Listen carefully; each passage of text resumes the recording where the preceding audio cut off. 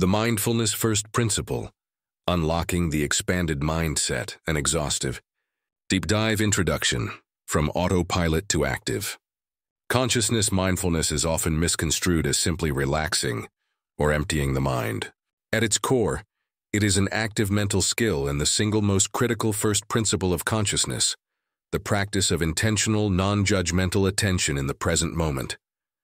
This deliberate practice is the foundation of the expanded mindset, a state of heightened clarity and reduced emotional reactivity essential for peak performance and well-being. The ultimate goal is to transition from mindlessness, living life on autopilot, to mindfulness, full, intentional presence. First principle, the anchor of the present moment, the EUC. Entire practice begins with the simple yet profound act of anchoring the mind to what is happening right now. Deep Dive 1.1, The Miracle of Conscious Action. Thich Nhat Hanh, The Miracle of Mindfulness.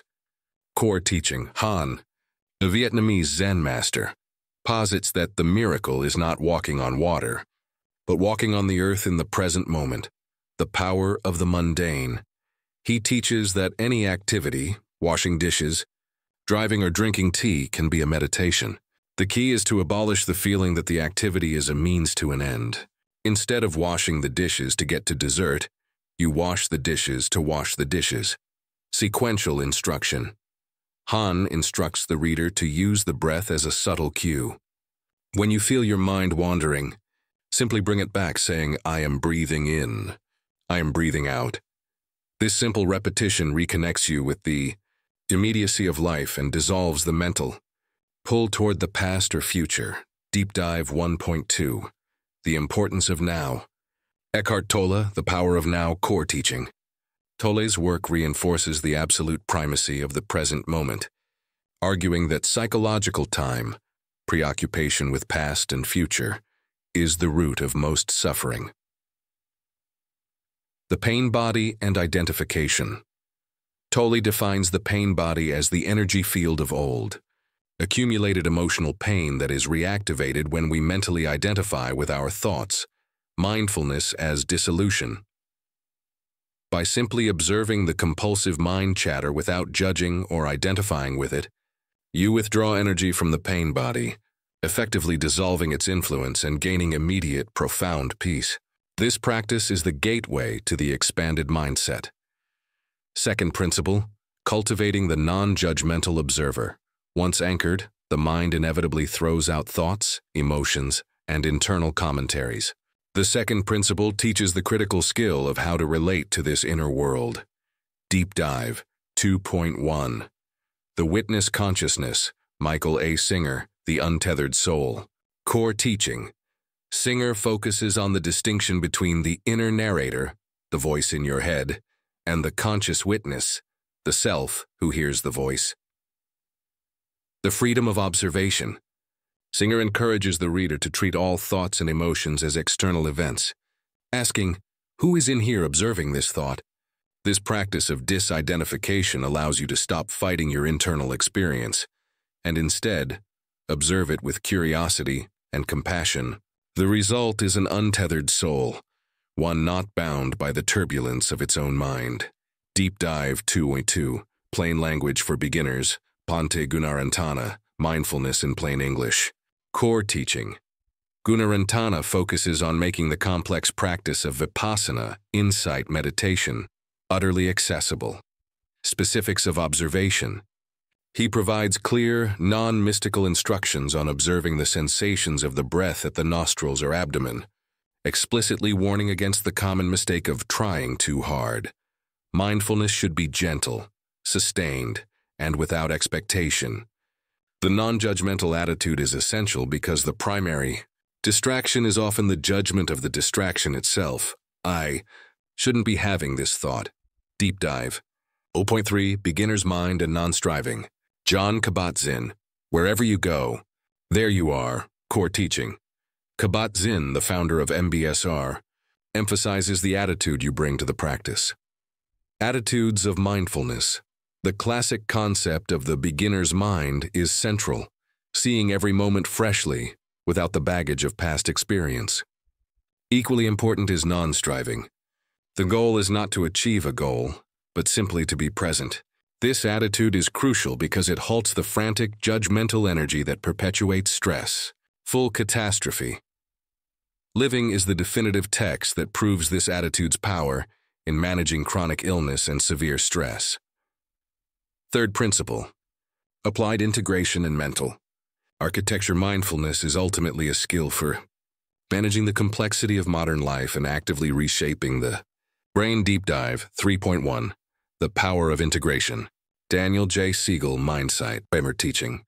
Siegel merges neuroscience with mindfulness, coining the term Mindsight, the human capacity to perceive the flow of energy and information both within ourselves, insight, and between us and others, empathy. Neural integration.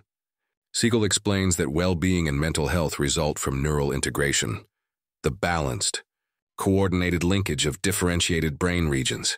Mindfulness strengthens the fibers that connect the prefrontal cortex, executive function, and decision-making, to the amygdala, the fear center.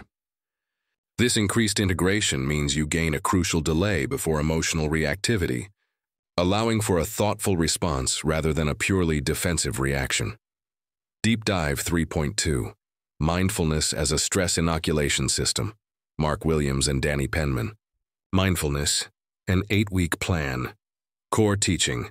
This book provides a structured, clinically proven pathway to interrupt the stress response cycle, heavily influenced by cognitive behavioral therapy, CBT. The vicious cycle.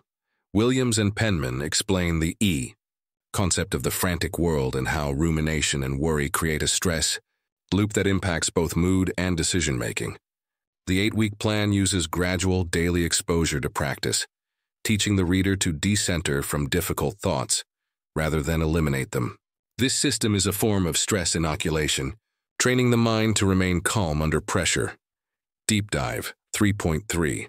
Practicality and Accessibility. Andy Puddicombe, The Headspace Guide to Meditation and Mindfulness. Core teaching. Puddicombe specializes in demystifying the practice, making it practical for the busiest people, e.g., Bill Gates' endorsement. The 10-minute method. The book provides clear instructions on incorporating short, 10-minute sessions into a chaotic schedule. He uses accessible metaphors, like watching the traffic, to explain how to relate to thoughts, making the core practice feel less intimidating and instantly applicable.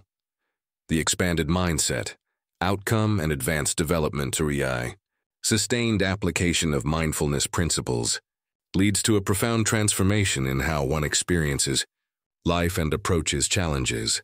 Deep Dive 4.1. The Growth Mindset. Engine. Dr. Carol Dweck, Growth Mindset. Core teaching. Dweck's research on fixed versus growth mindsets is perfectly enabled by mindfulness. Bridging the gap. Mindfulness creates the gap, Siegel's integration, that separates a setback, e.g., a catastrophic failure, from the immediate emotional reaction. The conscious witness, Singer, observes the internal judgment. I failed because I'm not smart. The growth mindset then steps in, reframing the thought. I failed because I haven't mastered this yet. The non-judgmental stance is essential for allowing this reframing to occur, turning failure into actionable feedback. Deep Dive 4.2. The Stages of Mastery. John Yates, The Mind Illuminated. Core teaching. Yates, Kuladasa, provides a highly detailed, systematic 10-stage model of meditative progress for those seeking true mastery. Metacognitive awareness. This model defines the final goal not just as calmness, but as achieving metacognitive awareness, the ability to be fully aware of the state of one's own awareness.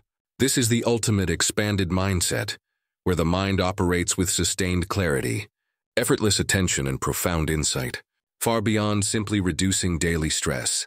Deep Dive 4.3. Daily Application and the Workbook. Gary Hennessy, The Little Mindfulness Workbook. Core teaching. Hennessy's text is all about actionable steps and reinforcing the practice outside of formal sitting. Reflective questions. The workbook utilizes short chapters, thought experiments, and reflective questions to guide beginners. It institutionalizes the daily habit, which is the most critical factor for sustained growth. The focus is on weaving mindfulness into work and relationships through simple, accessible exercises. Pertaining question: given that an entrepreneur's life, like the one running Elemental Soul, is defined by chronic stress, rapid decision-making, and the need for future forecasting, what are the 3 most practical, non-meditation micro-practices that can be woven into a busy workday to effectively strengthen the prefrontal cortex, Siegel's integration, and reduce the constant pull of the frantic world? Williams Penman's cycle?